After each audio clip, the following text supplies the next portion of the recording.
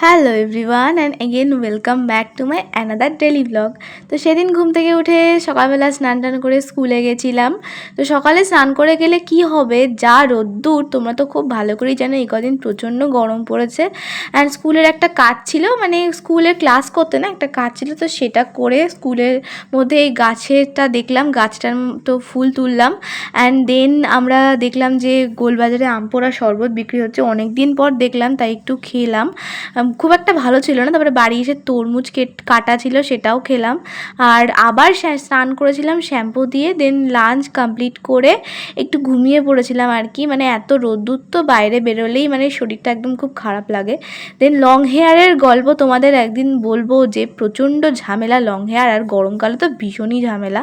তারপরে ঘুম থেকে উঠে একটু চাটা খেয়ে নিয়েছিলাম। দেন বিকালবেলা পড়তে গেছিলাম, সন্ধ্যাবেলা। আর রাত্রিবেলায় মেহেন্দিটা করেছিলাম। কেমন লাগছে জানিও। That's it for today. Bye bye.